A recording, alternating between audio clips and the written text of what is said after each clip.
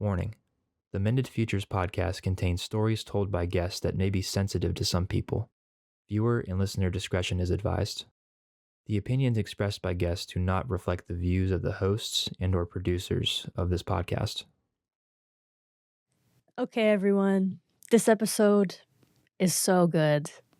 I thoroughly enjoyed talking to Sean and Erin Mills. They are seasoned veterans in fostering. They've adopted a couple children, and they just really personify what it means to be a part of a team.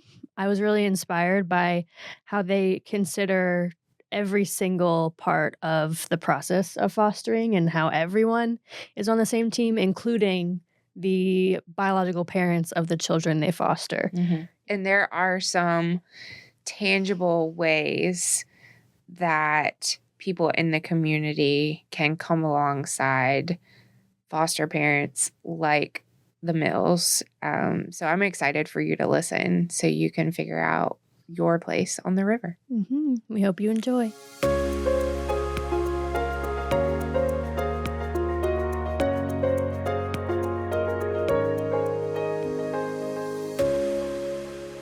Hey, everybody. It's pretty windy outside, but you won't be able to tell in our studio. Mm-hmm. But you might be able to tell if we look a little flustered. If don't say anything about our guests, but if our hair, Yes. mine and Allison's hair is windswept, Yes, if we look windblown. Yes, exactly. I'm not sure what season we're doing today. No.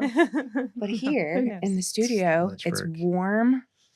And we've got a couple of guests today. Yes, we have two guests. Yes. The couch is full. Yeah. Today we have Sean and Erin Mills. So if you guys want to introduce yourselves. Yeah, my name is Sean, and I am a pastor here in the local Lynchburg area, work at Waymaker Church, and I get to lead all of our outreach. So everything we do from a local standpoint to a global standpoint in our counseling programs, and what we get to do really within the world of foster care and adoption.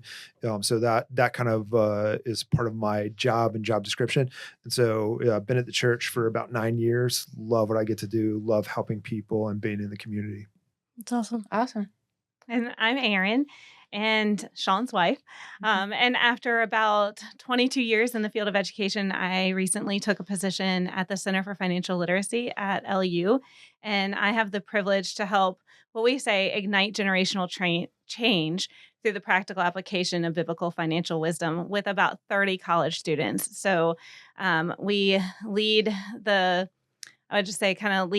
way in helping bring financial wisdom to all of the students that are on campus, as well as some faculty, staff, and local community members. I love that. That could be a whole podcast episode in and of itself.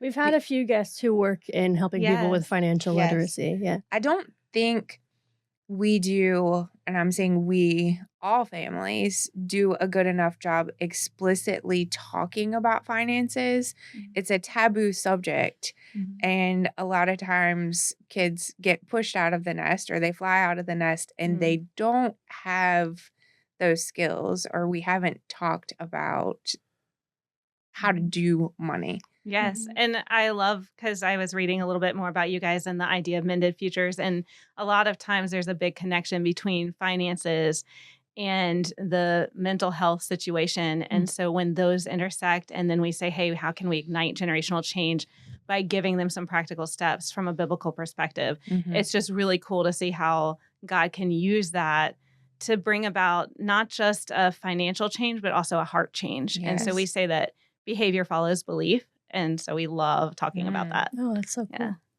Yeah. And I think about, like, for me personally, how my life would have been different, how our marriage would have been different if financial literacy was required when I was in high school, like it is in the state of Virginia. Mm-hmm. Yes. Yeah, it just would have made a huge difference to, like, actually have that training and knowledge and all of those pieces coming into it. So wow. So how did you two meet? Yeah, so Funny story. we actually met in college, and First met way back in high school. We just didn't know that we were meeting. that is Yeah. true. Yeah. Wait, explain He that. was in a band. So it was not love at first No, sight. no. Okay. We didn't actually know each other at all at that point in time. No. Yeah, I was playing in a band at that point in time, and Cool. we just happened to play at her dad's church, at an event that they were doing, and I was in college. She was finishing her senior year in high school. And dating someone else that liked his band. Oh, okay. Uh-huh. Mhm. So are you still in a band? I'm not. Would you like to sing anything today? I'm He good. could. Yes. Singing, sure? Singing was not my thing. Well, yeah, Okay. what role did you play Yeah, in the what band? are you? Guitar player. Nice. Oh. I still get the opportunity from time to time to play with our church and do Cool. some stuff like that. Okay. But yeah, those days are long gone. Yeah. So They don't have to be. hey, yeah, you come down to my basement, you can find my guitars. There's all kinds of fun that happens Okay. down there. Wonderful. Yes. So Wonderful. yeah. So we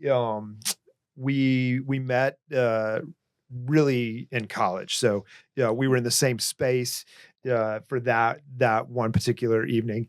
But we met in college, and the interesting thing is, for a lot of the people who are in the Lynchburg area, there's a lot of people that are part of Liberty University. So we're like one of the few people that came to Lynchburg, not because of Liberty Mhm. University, at least initially. But we're still Yeah. Christians. It To is- be clear. it is true. But we were at Carson Newman College in Tennessee, just outside of Knoxville. And so the short version of the story is that guy who she was dating, eventually he came to campus as well. And he became my roommate, because we just had the music thing in common. No Yeah, way. and I wasn't dating him at the time. We had already broken up. Uh-huh. So Yeah. But there was the mutual connection. Yeah, yeah. So he kind of introduced me to her, and that's kind of where we met. He even was in our wedding. So Oh, Wow. good. So it was a pretty happy. good, happy Yeah. relationships there. That seems healthy. That's good. Yeah, and we went kind of back and forth. I think initially I was more interested in us dating than she was, and so I did everything I could to try and pursue her. Yeah, I finally convinced her to go out on a date with me. But the only way she would go out on this date is if we did a group date together. He did have blue hair. Uh-huh. I mean, like spiky blue hair. That's very part of a smart of you, though. band. Yeah. Yeah. So It wasn't a no, it was Yeah. a let's be try friends. something Let's see. different. Yeah. Feel it out. So she agreed to go with me with some friends to go ice skating. The difficult part is the day before we were supposed to have our first date. It was right before New Year's Eve.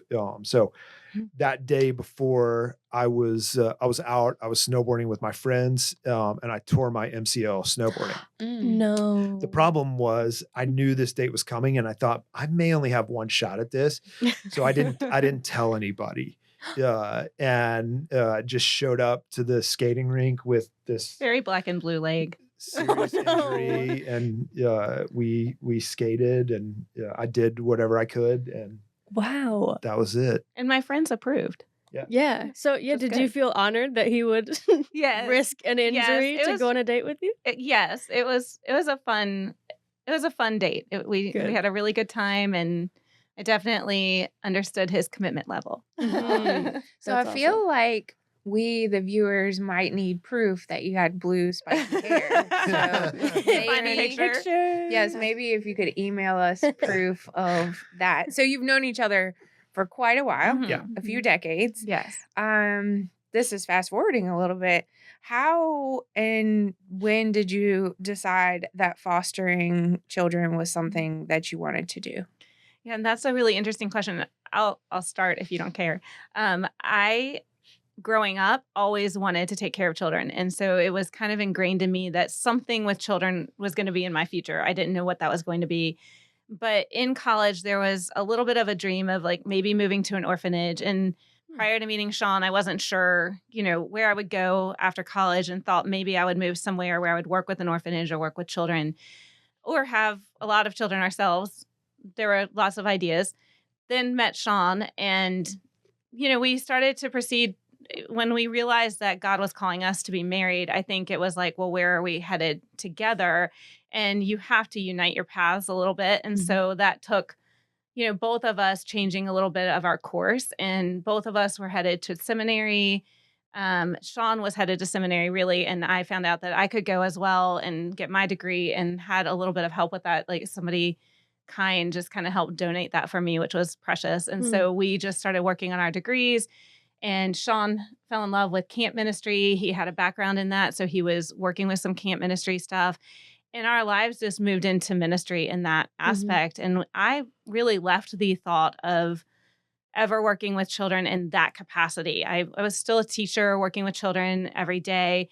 We had our own children. We had 3 kids, and life was busy. It was hard. We were in ministry, in the thick of camp ministry, which is a whole nother conversation. It sure is. But it just felt like, hey, we have our 3 kids. I'm done at 3. I don't think I want to have any more. Let's get rid of all of our baby stuff, And Sean, I don't know if he recalls exact moment or not, but I really remember he had to go in for a bit of a surgery. He was under anesthesia, coming out of anesthesia. And he says to me, hey, I just think we should consider foster care, or adoption of some kind. And I'm like, oh, honey, you're coming out of anesthesia. You don't know what you're talking about. There's no way this is real. And then a little bit later, he started pushing back with the same conversation. Wow. And then at the same time, our church was starting to do a program, and I'll let Sean kind of take over from there.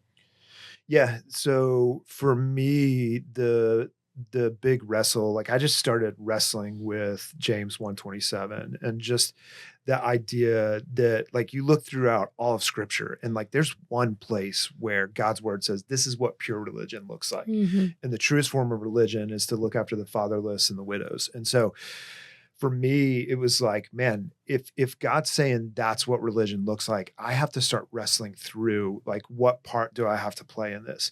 And like Erin said, at the time that I was wrestling through this and thinking, man, this is the path that I think we're supposed to go as a family.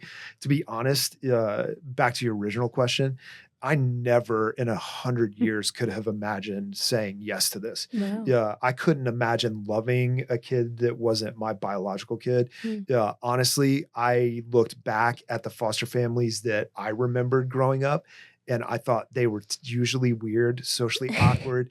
Yeah, I didn't want to be that family. The truth is now, like, I know on the other side that those families are constantly navigating trauma. And so everything in their life is going to look different, and it's not going to look like a normal family would look. And so Can I pause you there?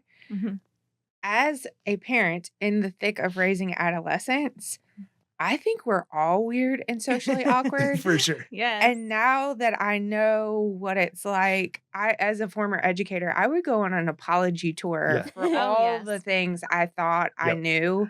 I didn't know that telling someone to brush their teeth could ruin their entire day. Wow. So I think that's something. When you're not in it, you think, wow, why do parents always look like that? Sure. I get it. Yep. And you can see it. Absolutely. I get it. Yeah. So we're navigating that. And around the same time, our church here in Lynchburg in the Forest area, Waymaker Church, we felt this call on our church body to say there is a need in our community, and that is to take care of the foster care families and those families that are doing adoption, kinship placement. And so we started a ministry called Mosaic, where we just said, hey, we're going to intentionally, in some key ways, love on these families that are saying yes to foster care and adoption. It started initially with us doing our bags program, our meals program, and our night out program. And so we would fill bags, give them to social services so that when that kid gets placed into care, he has something that he can call his own. We would do meals for those families when they're making that transitional period and saying yes to welcoming in new kids into their home. And then we would do night outs where families could get around the table and they could just share life and realize, hey, I'm not alone in this. And there are other people who are experiencing the same thing. So that was kind of the initial call. But along with that, we just said, man, as a church, what would it look like if we could impact that community by our families saying yes? And so now there's a dual component there. These kids are getting love, but they're also getting Jesus in the picture. And so when you have a family that's a part of the church that loves Jesus, now that's being translated to those kids that you're welcoming in. And so with all those things kind of in our world happening around us, it was like God was just clearly saying, like, hey, we want you to take this next step. And we want you to say yes, even if you don't know exactly what that's going to look like. That's powerful. So what did your experience end up being like? How sort of prepared or unprepared did you feel to go into what you were going into? Yeah, so I think it depends on the different kids that were in the room. So anybody who's been a foster parent knows that like there's various levels of trauma and things that every kid has experienced that make some kids easier, some kids more difficult. A 6-month-old may look very different than a 12-year-old, right? And so you have to navigate that. And so I just remember our very first call after we said yes. Erin had mentioned it that we had said we're done with kids. We had gotten rid of all the baby stuff, and we had 2 girls and 1 boy. Our son was the oldest, and so we kind of wanted to bring balance to the force in our house. And so we just said like we want a boy in the 5 to 7-year-old range that's close to our son. So we have 2 girls, 2 boys. It'll be perfect. We'll kind of navigate this. And so we got that first call, and DSS or social services says, hey, we know it's not exactly what you're looking for, but we've got a 6-month-old girl. She's in the hospital right now. She was in the hospital because she had a skull fracture, and mom couldn't tell them how it happened. And they said, we're not sure what we're going to do, but if we remove her, would you guys be up for saying yes? And we had to pause for a second in that moment because it was like we had no baby supplies. Right, you had just gotten rid of all of cribs, it. any of the things. And so we just said, man, we're going to pray about this. Give us a few minutes. We'll call you back. We prayed about it. We just felt. It didn't take very long. We were like, yes. Yeah, we Wow. felt that we were supposed to say yes. And so we called social services back and just said, hey, if you decide to place this girl into care, we would love to take her in. And social services said, great, we'll be there in 2 hours. Yeah. Wow. And it was like crazy. So we went from like no infants, no toddlers, graduating everybody out of diapers to now we've got a 6-month-old. Wow. But that part of the journey was really, really incredible. But then we moved along and we said yes to some other things, and eventually other things became adoption and all that stuff. And it wasn't as easy. No, and I would say in foster care, everything you think you know or you think you're prepared for, even if you've done it before, like we had, the minute that this new child enters your home, all of a sudden it's brand new and nothing what you expected, and absolutely nothing. The details are very small. And so your challenge is like, we don't even know who's coming into our home. We don't know what it's going to look like. We don't know what challenges they're going to be facing. And a lot of it is just learn as you go. And so I think you have to be flexible, and you have to rely on your support and rely on the Holy Spirit and prayer and just asking God to give you wisdom and support when you need it, because that preparation side, I just, in my experience, don't feel like there is really any preparation you can do to fully know what you're going to experience. There is a level of preparation and knowledge that you receive through training that certainly helps, but some things are just as you go. You're navigating that together as parents, as a family. We had 3 biological children, so our own children had to navigate what bringing in other children looked like in their space and the things that came with that. So our whole season, I guess, with the first little baby taught us a lot, but then new children coming in was just a completely different story and teaching us new things. And then we actually just recently, we've had a couple this year. So we had a little infant and a 6-year-old at the beginning in the fall, and then that was a very short stint. And then we had these 2 new ones just recently come in. And with all of the experience that we've had and all of the years that we've had working with kids with trauma and understanding where they're coming from, we're still navigating things right now with questions and wondering what could we do better? How could we be better parents? And really heavily relying on outside resources and people as a support.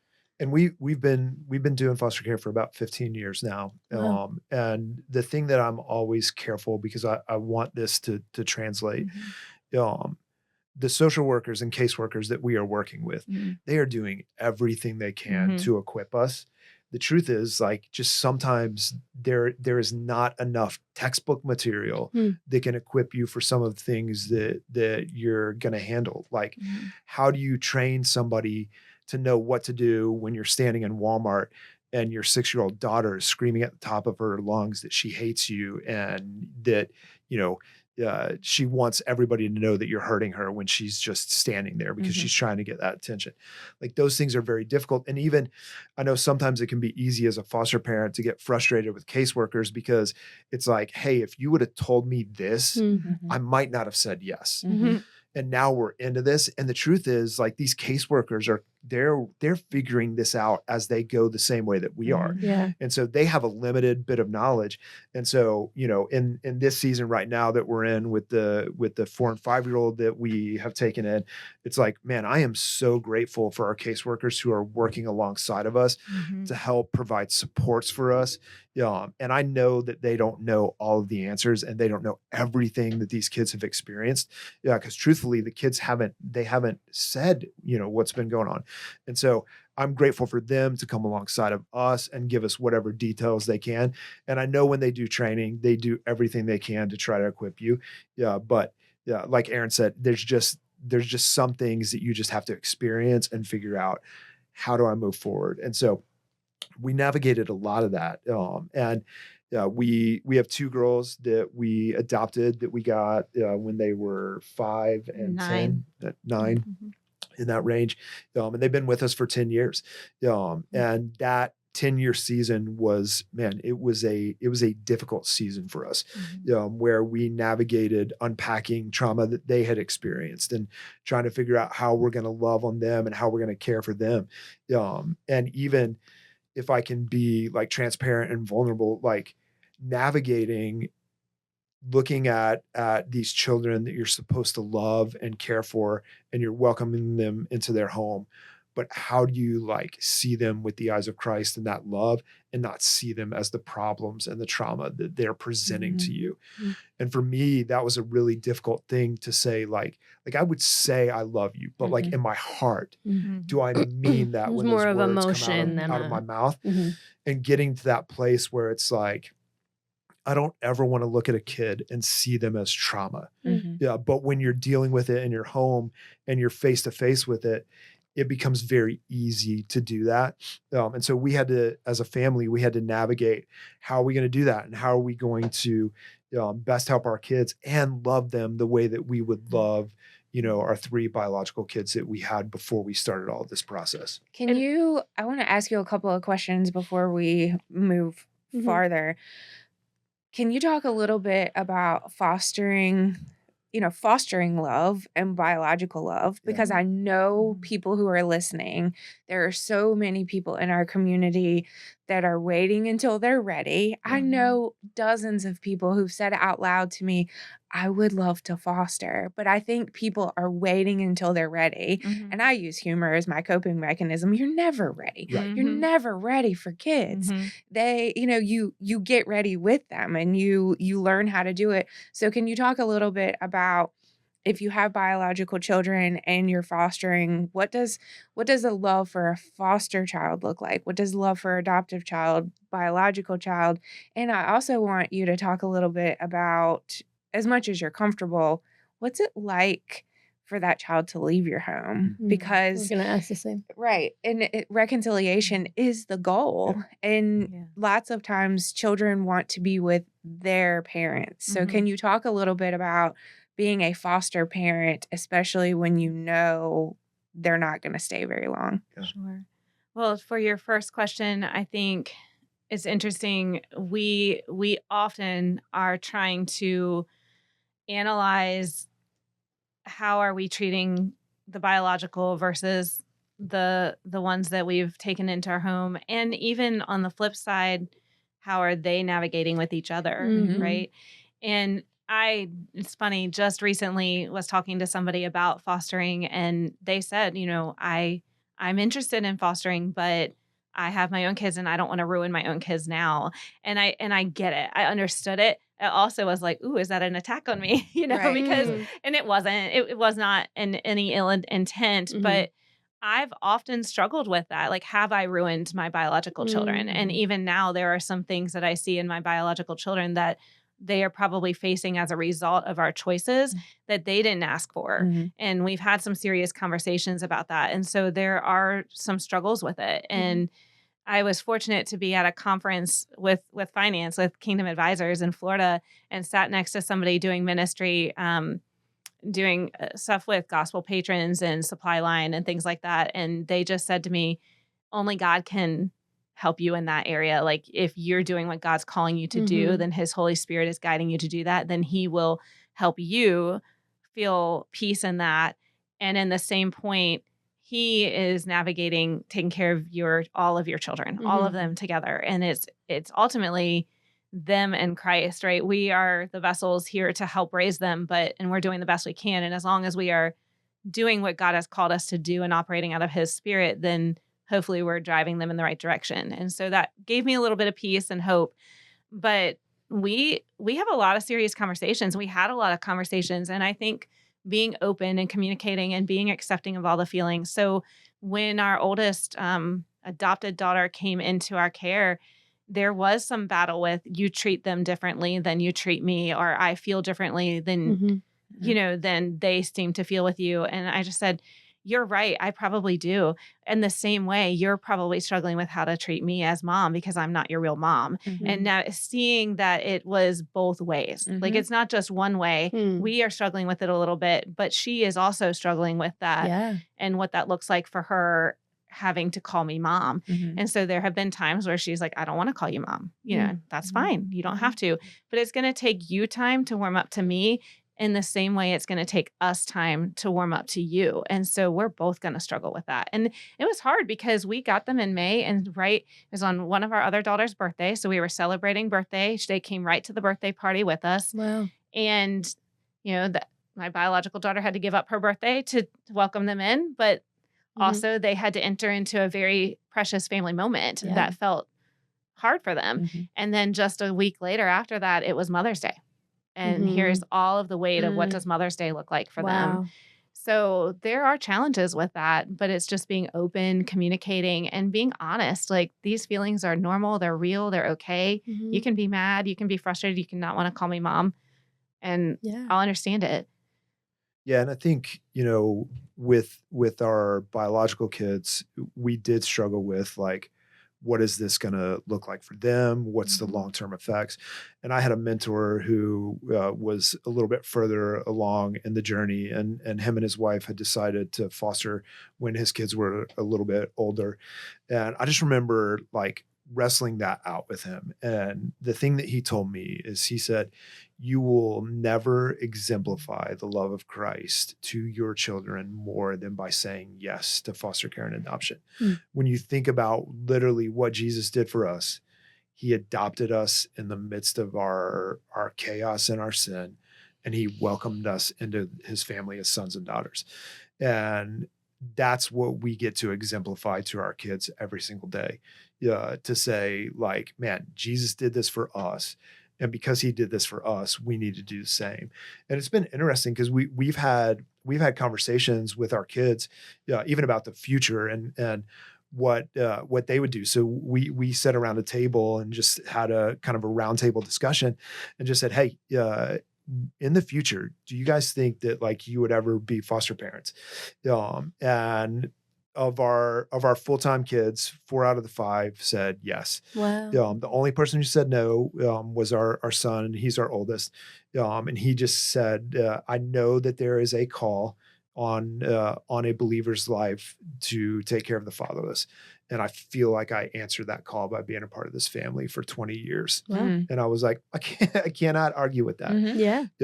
And then our oldest daughter, who we adopted, for her, she was like, there was a family that welcomed me in the midst of my, my difficulties and all the things that were going on, and they loved on me. And so because of that, I feel like there's something that I have to give back to these kids that potentially could do it. And so I Which love was that huge for her.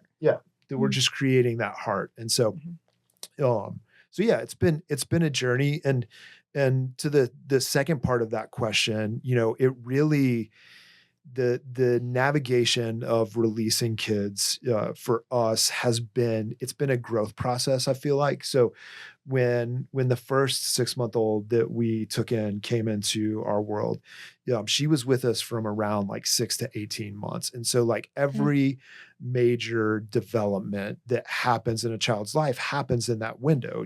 She's eating solid foods, and she's walking, and she's starting to talk and say, all these things. And when eventually an aunt and uncle stepped in to take care of them, and eventually she went home to them, there was real sadness and grief in our home. There was sadness and grief with our kids. They were much younger at that point in time. Yeah, but they felt like they lost a sister. And, we navigated that and processed that. And it was like, man, this is really, really difficult and challenging. And then as it kind of moved on, it got a little bit easier to say like, hey, this is what it's about. And for us, I think it was a heart shift to say like, man, we want these kids to go back to their parents. Like we want mom and dad. Like we have been in rooms and we have walked out with kids after visitation and watched mom bawl her eyes out because we're taking their kids back to our home. And so it's created this shift to say like, hey, we want this. And I think we're in a season now where it's like, we're still open to fostering and saying yes.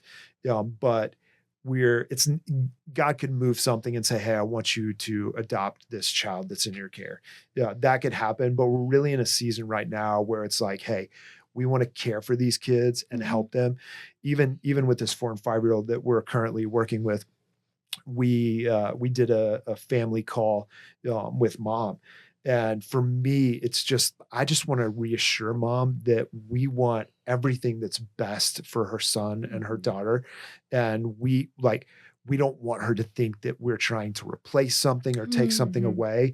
And if there are things that we can do to make it better, like we can shape and mold this child so that when he goes back home in 9 months or whatever the time is, that mom gets a kid that, has had that impact of our parenting on their lives. And so we're kind of in that place right now where it's like, we've gotten much more comfortable with the like in and out of kids in and out of our home. It doesn't mean that you don't get attached because you do, you love these kids, but it also gives you perspective on who God is in your life. And I think back to at the beginning, you said that you would have to apologize to so many people for how you thought something should be. And I think through that a lot because I often had the idea that I could help any child and I'm a good parent, I'm a good teacher, and this is how it should look to parent. And everything that I had in my toolbook has been thrown out because none of that actually works sometimes when you're working with kids with trauma.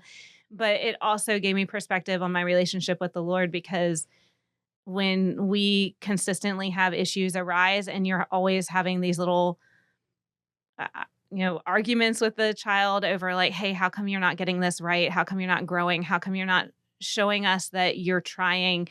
We want to see change in your behavior and we're not seeing it. It almost is like a smack in my face of that's what the Lord is saying to me.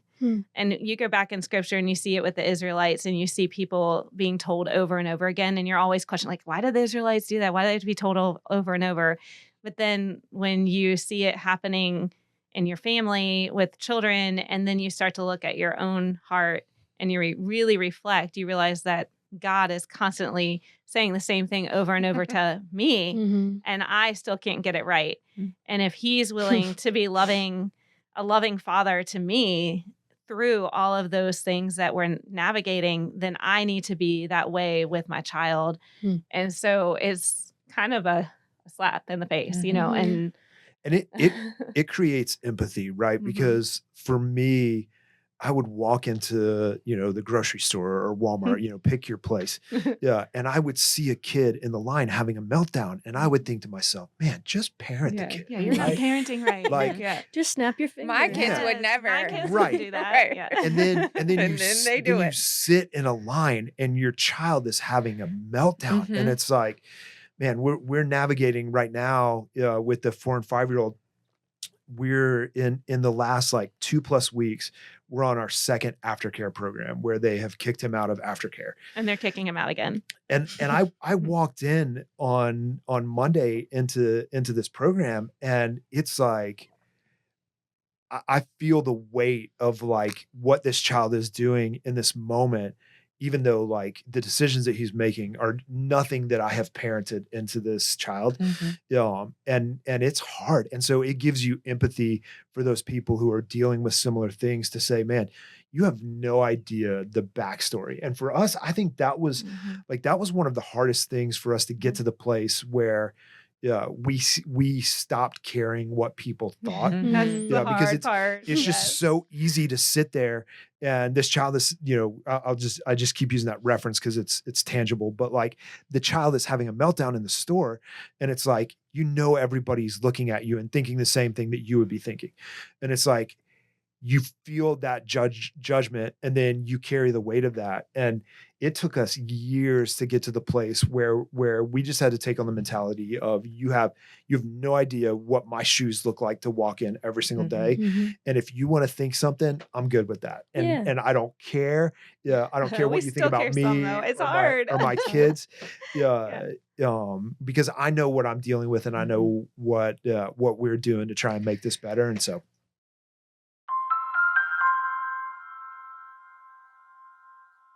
Hey friends, let's talk about real impact. Imagine a single mom struggling to keep her family together, or a child sleeping on the floor because they don't have a bed. Now imagine you being able to meet that need. That's exactly what happens every day through Care Portal. Care Portal is a platform that connects real-time needs from local children and families to people like you, churches and individuals who want to make a difference. With just a few clicks, you can step in, meet a need, and build a meaningful connection that changes lives. This isn't just charity. It's the church and the community coming together, showing up in love and action. So if you're ready to turn compassion into action, visit careportal.org and see how you can be a part of the movement, because connection changes everything. Visit careportal.org for more information on how to sign up and start meeting the needs of children and families in your own zip code. Once again, that's careportal.org. Thank you, Care Portal, for sponsoring the Mended Futures podcast. So no matter your place on the river, and in Vision 30, we talk about the river, that there's a place for everyone. You all are in the river, and you've just talked about how you've been in the river for 15+ years fostering.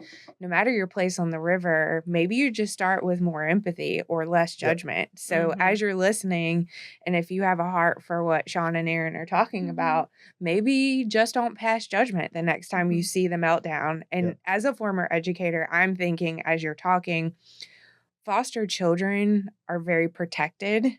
You don't get to know their stories. It's Right. You don't deserve to know those stories unless you're a part of the care plan. And when you do learn the stories, they will most often break your hearts. And you'll realize that children are so more resilient than they should ever have to be. So I commend you. And that humiliation or that embarrassment, that's real. And you're trying to protect that very vulnerable child. And I would say it's probably easy to hide as foster families. It would just be easier not to go to the store or just to keep them somewhere safe. So I have a lot of empathy for your stories. And we would get to that place. So we would implement rules that we would just say, hey, these are family rules to say, we know what happens when this happens. And so, one of the rules with our youngest adopted daughter was, because we know how this can potentially go when we go into the stores, because it's an overwhelming environment for a child, right? And it's so easy for a child to get dysregulated in that type of environment. And so it's like, hey, yeah, if we know that's the case, like let's try not to put them in those types of environments. And so, yeah, the only time that we would go shopping, with her as a part of what we were doing was if both of us were together. Mhm. And if we were both together, if something happened, then, one of us could respond, we could remove, we could do those things. Yeah. But specifically with her, like we just created a rule. She was never allowed to go shopping by herself because if something went sideways, now she's alone and she's trying to figure out how to navigate that. But if it's possible, let's try to avoid those overstimulating Mhm. environments that are going to dysregulate and trigger and all the different things. Wow. Yeah. And we had to do things differently. Going back to the part of not caring what others think, I think even in our decisions on family trips or who we take, or even sometimes doing some just our bio children needed a little bit of time with us because we wanted to navigate those relationships well too. It meant choosing to do something that the general public might look at and say, well, you're not being fair to your adopted daughter, you're not being fair to your bio daughter, or whatever it is. We had to make those choices based on what God was calling us to do as a family without worrying over what everybody else in someone society think? is going to think. Right. And I think as foster families, you have to make those calls, and it might look very different from what everybody else is doing. Even in your parenting strategies, and sometimes humor is great, right? Mhm. Humor just brings so much peace at times, and so we would often use humor and joking in parts of our ways to communicate to our kids, and that may not be what everybody else Mhm. does, but you're finding ways to navigate those relationships in a way that works for your family. Mhm.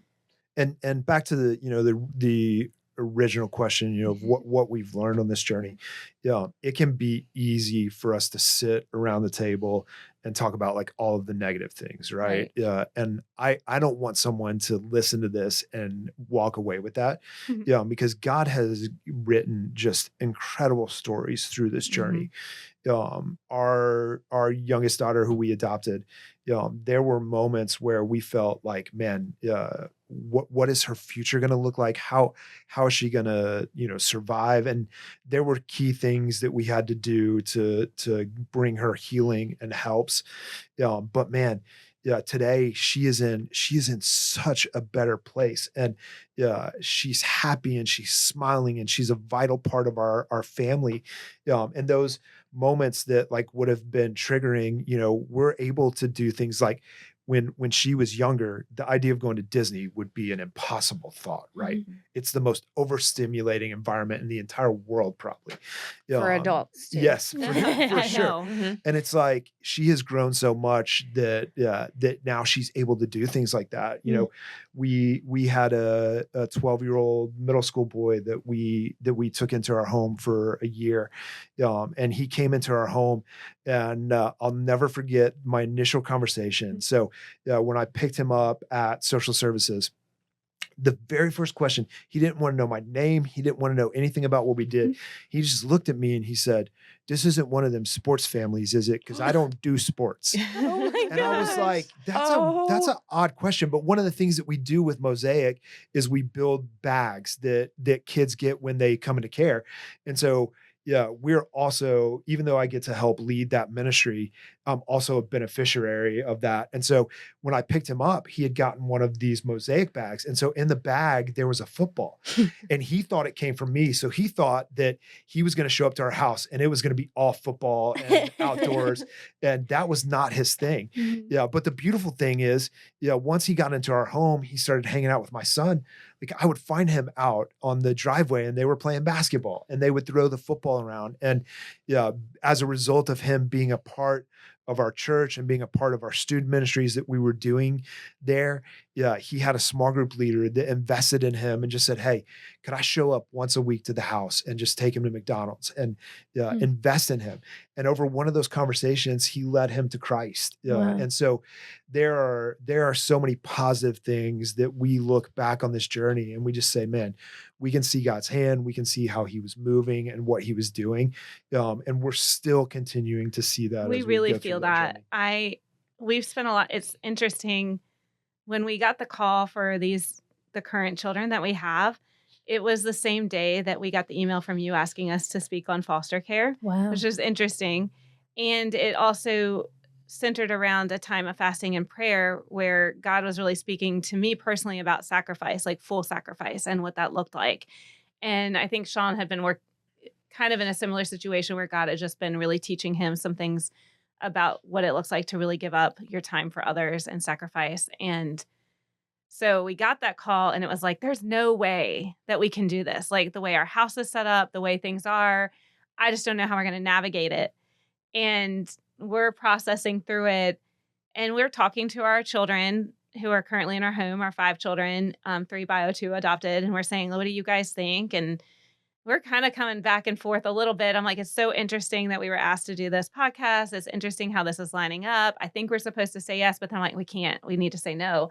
And my youngest daughter she heard me say that on the way to school, which I love drives to school. That's where you hear everything, right? Yeah. And she says, Mom, I can't believe you would say no. There's so many families that have less support network and less space than us that say yes. And don't know how to help. Yeah, and don't know how to help kids like this. How in the world would you say no? And then she started quoting scripture to me and it's like challenging us, right? And so I'm like, okay, we're supposed to say yes. And we were also like, we were traveling for a funeral in California. He had a trip planned to Turkey for a missions trip. I had a trip planned with the school. I mean, we had so many things to navigate. It was like, there's no way. So we're calling back. We're like, we can, but we have this, and this. And like, the social services were like, we'll work with you. We're going to provide this. We're going to provide that. And then our community came through with support. And my prayer during my fast time was just like, God, if we're going to do this, you're going to have to just provide. And you would not believe just story after story in the last even just 2 weeks where, hey, this daycare is not going to take him anymore. And the next day I had a backup. Wow. And that doesn't happen. Wow. Or, hey, he really needs a medication and a doctor to see him at the psychiatrist. And hey, we've got an appointment at 4:00. You want it? Like that doesn't happen. Right. You have to take months, to get into some of these appointments. And so the community, the support, and really the prayers, right? And the Holy Spirit working for us and saying, I'm going to hold you up. I'm going to lift your arms up. We've been just recipients of that, I love that because oftentimes we as community leaders, we as helpers, we as people along the river are trying to give other people the opportunity to get closer to the miracles. What you were describing there, the miracles are in the mess. Yes. You get closer to the river and they're not coincidence. Right. They are not coincidence when the appointment comes open and when these great things start to happen. You're going to see things differently when you work with widows and orphans. It's funny that you say mess because my very first post about this experience was saying yes to the mess because it really is what you're doing. Like it is chaotic, but there's a level of organization to the chaos. There are people there to support you through the mess, right? But we have to say yes to the mess. We have to know that when a babysitter walks into our house to help us, that even though 10 minutes before she arrived, it was clean, now because one of them had a fit, it's a complete tornado zone, And so it's like being able to say, we don't care about that mess. It'll be okay. This is the life we've signed up for, and God's going to protect and provide. And back to the river, Erin mentioned, I got the opportunity to go to Turkey a couple weeks ago and meet with believers that are on the ground, that are literally sacrificing everything. And we met a guy who he was a big time soccer player in Iran. And in a match, he got a legal tackle and it tore all the ligaments and dislocated his knee. And the doctors walked in and said, "You're never going to play soccer again." He had 2 friends that were believers and followers of Jesus that had been trying to share Christ with him, and he just refused because he was a devout Muslim.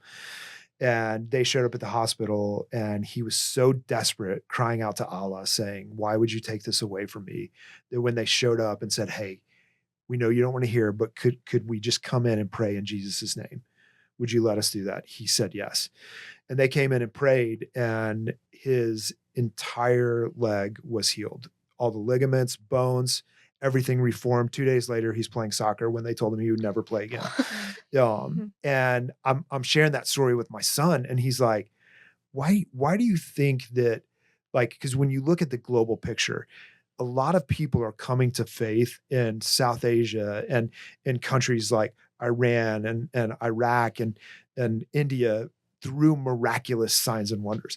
And he was like, why don't you think we see that in the States? And it was like, I started thinking through it, and it was like, if you're going to make a decision to follow Jesus, and it might cost you everything. And in this case, for this guy, it cost him everything. If you're going to follow that and you're going to give that up, he better be able to walk into a room and heal a leg, right?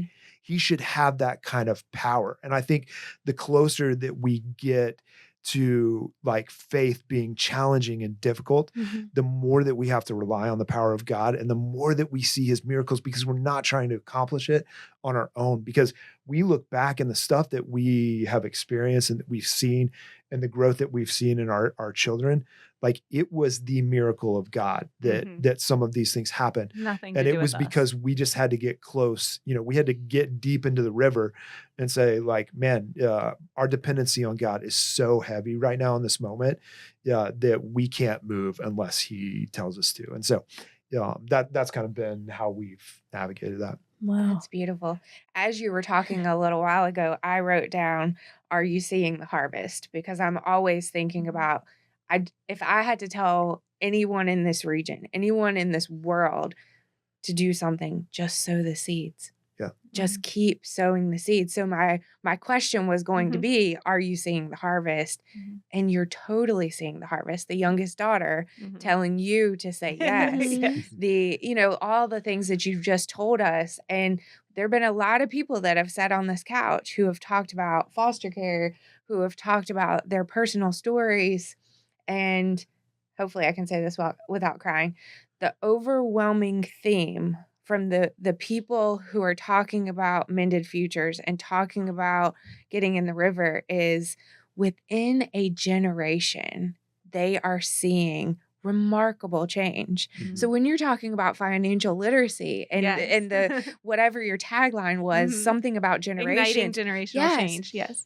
I love that because as an educator, I've seen it too. You have to look for it and you have to be brave enough to know that the most vulnerable children, you might actually see the harvest. You may never see it, but keep sowing the seeds. And I love that there's a theme of, in less than a generation, you're seeing some miraculous things happening. And we have to be reminded of that sometimes. Our daughter's therapist that helped her navigate a lot of her teenage years. We would feel like down as parents, like we're not doing a good enough job and we're still like struggling through these issues. And she would just have to sit down with us and she would say, let me tell you about her trajectory. This is where she should be. She should be 16 and pregnant. She should be raising a child. She should be doing all these things.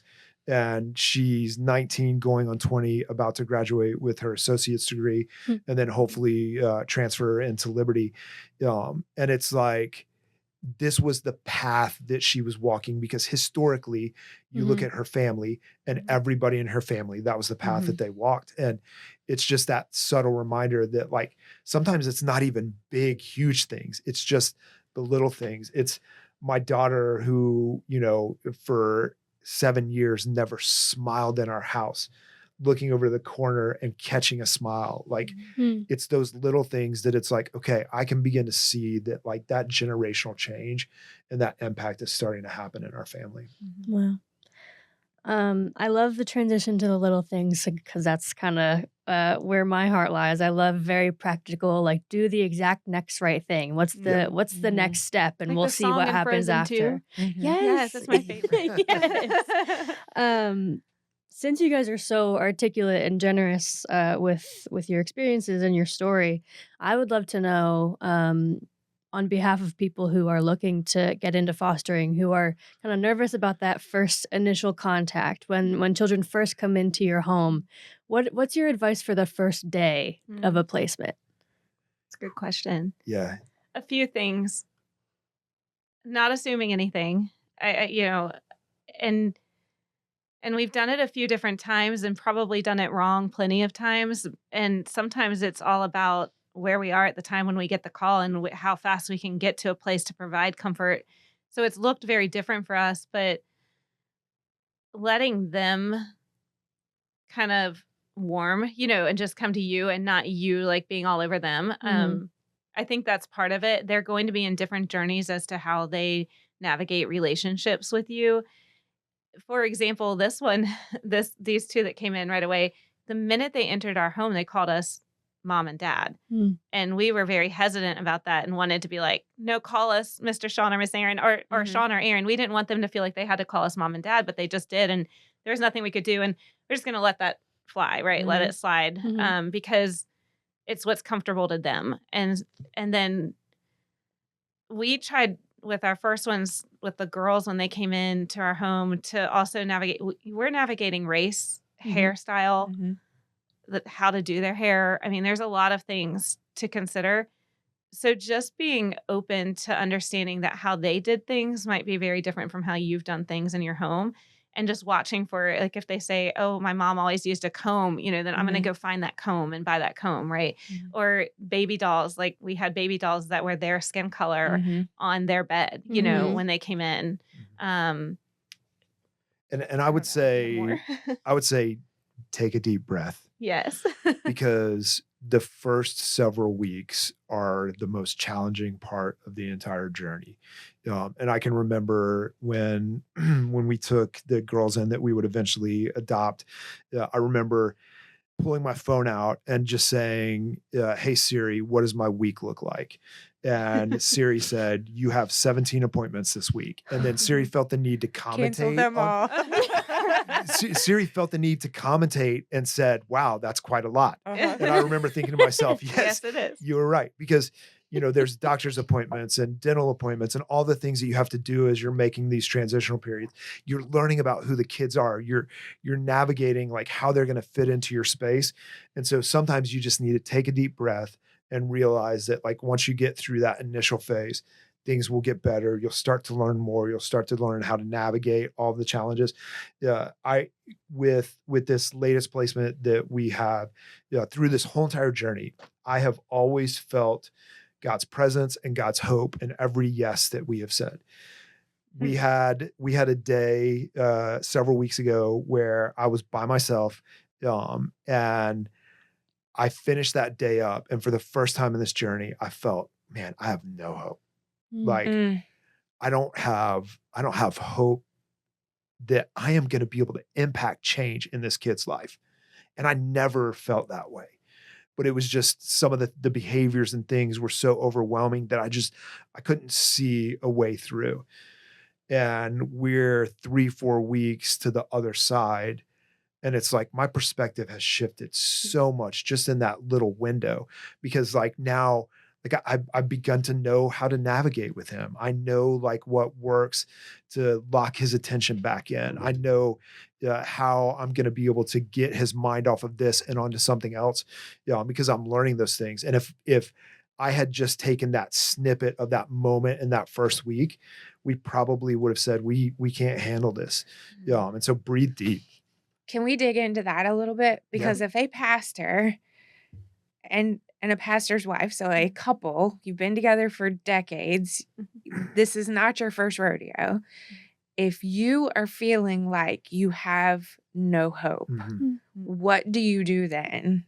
I mean, I know that Waymaker just opened the doors to have a pretty major couple of days or 24 hours of intercessory prayer. Is that correct? Yeah. So I like Taylor's question, but I want to go more granular, because what if I'm not ready to foster? How can people pray for you? What else could people do? Like I think of Sound of Hope, Story of Possum Trot. Asking a family to bring children into their home is a huge ask. What are some smaller steps? Like I may not be ready to open my heart and my home to foster care, but I can certainly I'm going to pray for you after this because now Mhm. I know you and I've heard your heart. But tell the people how to pray for foster parents. Tell the folks out there what is the smallest first step that you could do. Yeah, so I would say the easiest thing that you can do is get in the sphere and the world of a foster family. So you don't have to be the one that's saying yes, but these families need people to come alongside of them and say, "Hey, I'm gonna help you out with some little things." And little things can be like, "Hey, I'm gonna bring a meal over once a week." It might be like, "Hey, I have a little bit of free time." When we talk about the Siri and the calendar thing, 17 appointments, it's like the day-to-day stuff, like It I doesn't get can't done. do it. Mhm. So it's like, how am I going to mow the yard this week? Mhm. Like, man, you could come over and you could do that. You could get into the world so that you begin to see, because what it does is it destigmatizes the idea of foster care, right? Mhm. And that idea that I had years and years ago about, man, these families are crazy and all of this, like you begin to get a glimpse into the world of what's actually going on and happening.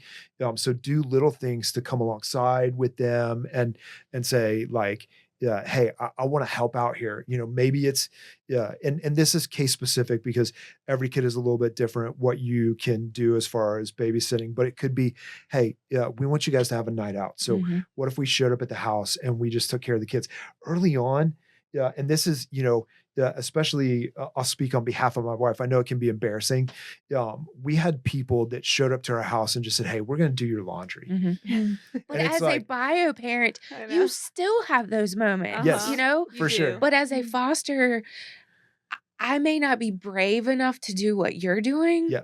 But there are people who are going to listen that can think of foster families like, okay, I could bake bread, or I could drop off groceries, Yeah. or I could call Erin and say, would you like a coffee? Or Yeah. there's some men that live for mowing grass. Yes. I could call Sean. To me, that's an easy Yeah. first step. So thank you for giving some Yeah. tangible, practical. Yes. And from a prayer standpoint, like the thing that I would say is ask the family specifically what is going on, because what begins to happen when you pray specifically for a family is it begins to shift your heart towards that family. If you're generically praying, like that's great. Yeah, but I'm not sure that necessarily is going to shift your heart towards the family. Yeah, when you're asking them, "Hey, what's going on?"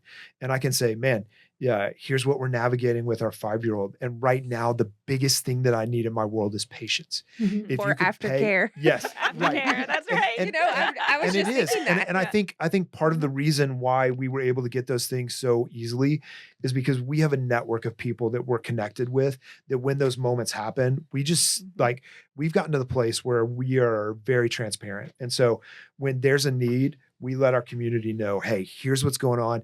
And there are times where I feel like, man, maybe I overshare with my community. Yeah, but I want them to know what's going on so they can pray specifically.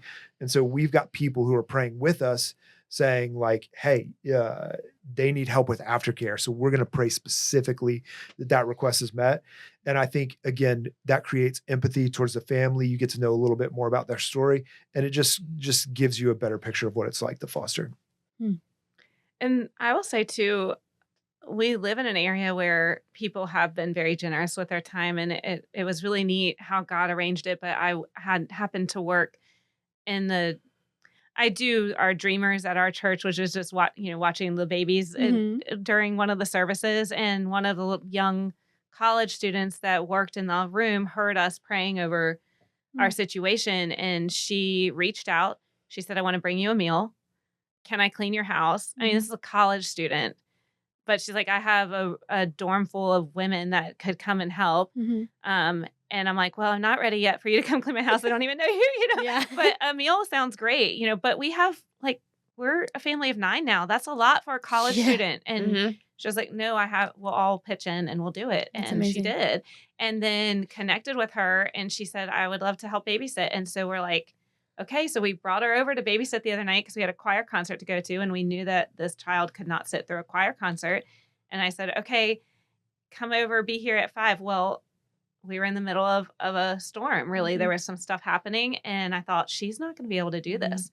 And we just said, look, you can go home. You do not have to stay. One of us will stay home. We'll figure it out. And she said, no, I'm going to school for this. I'm trying to learn how to work with these children, and I'm willing Wow. to do it.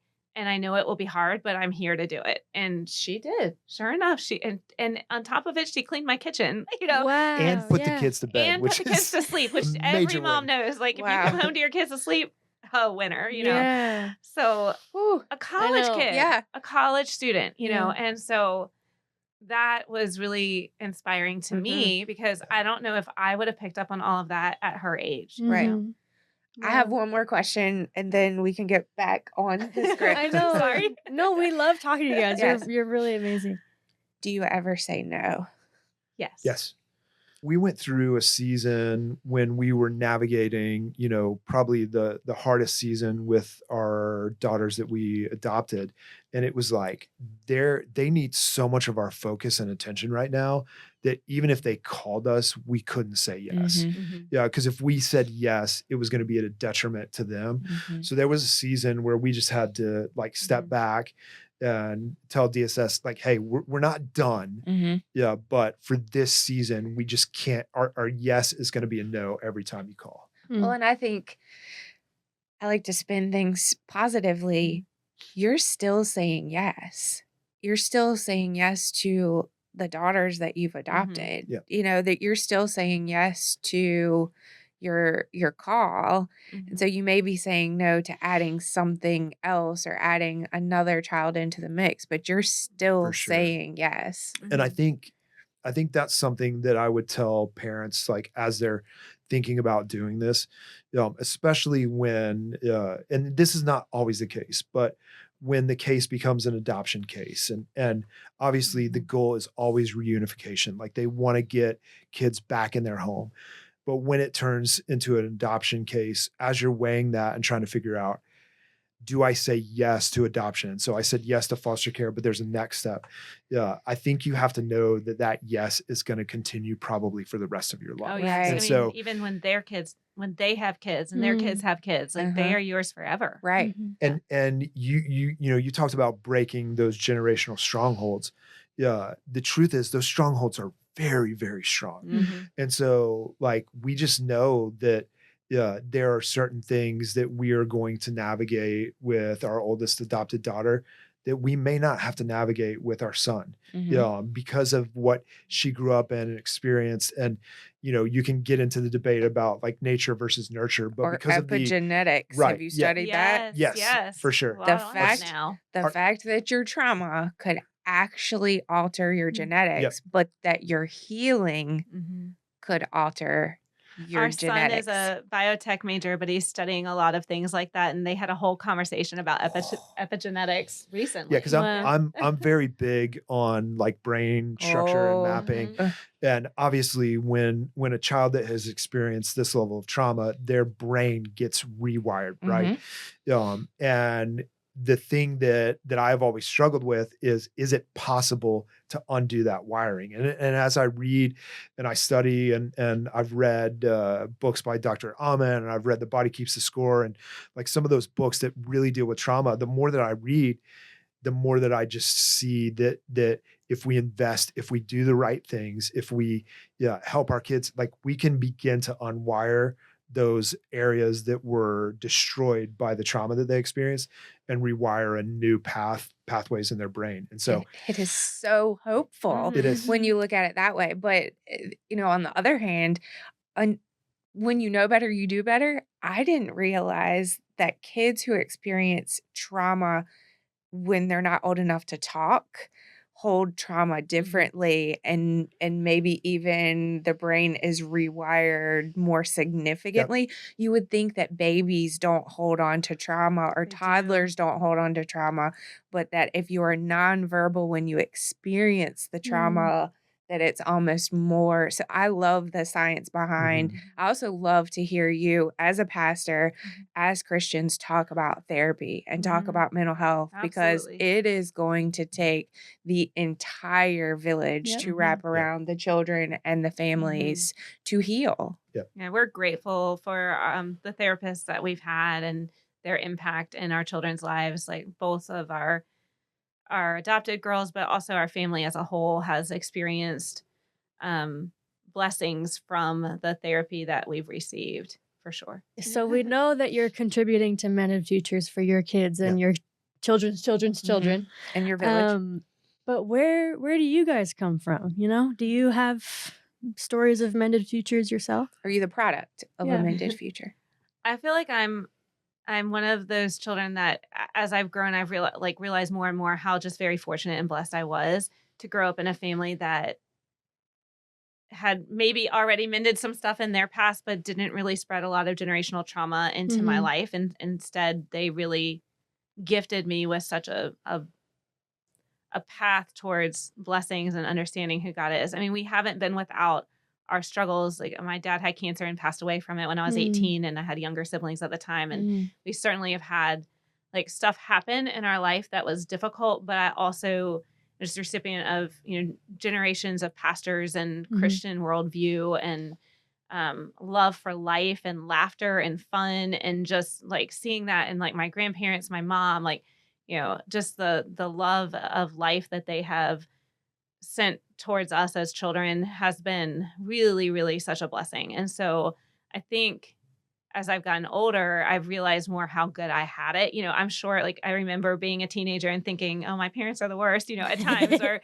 saying things in an ungrateful tone, or not understanding really how good I had it.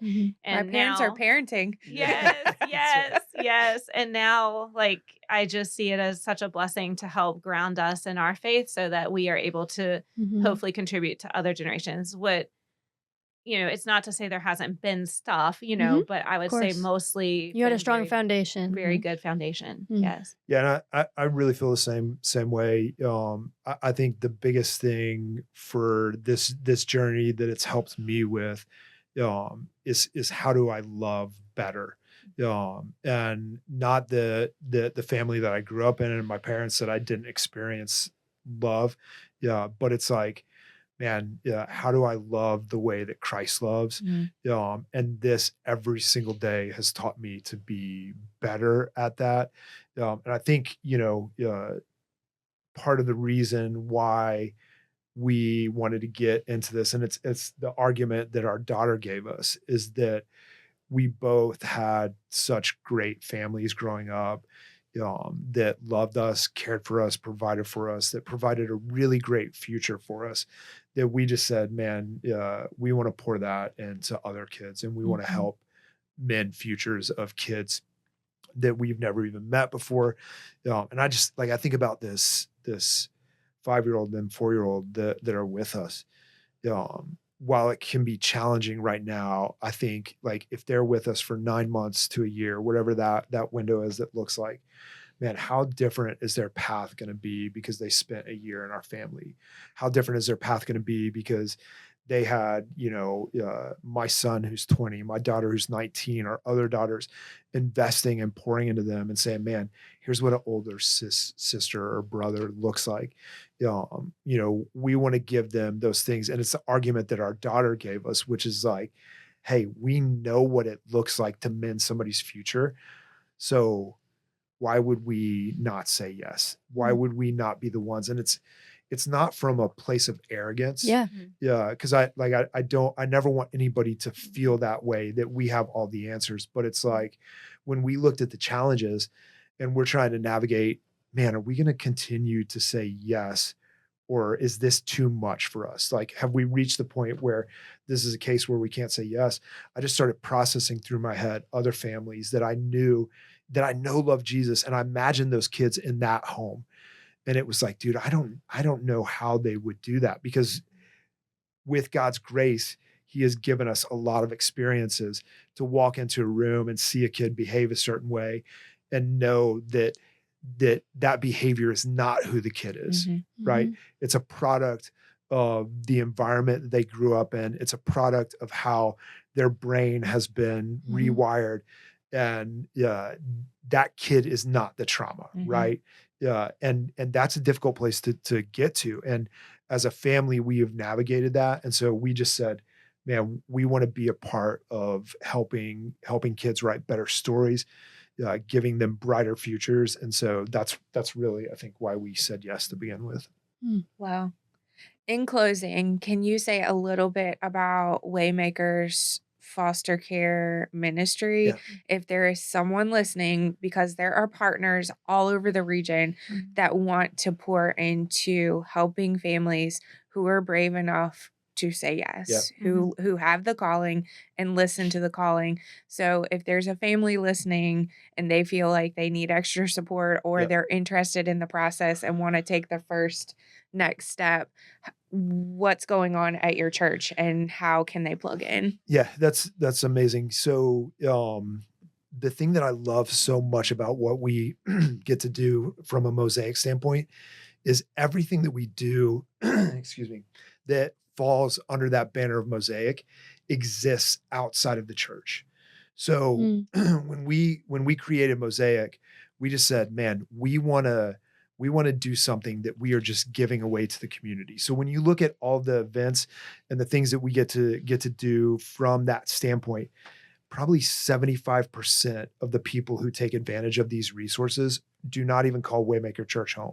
Wow. Now we have around 45 families in our church that have said yes to foster care and adoption. Wow. Whoa. That's amazing. Okay, over the- pause. That's huge. Yeah. It is. It Yeah. is.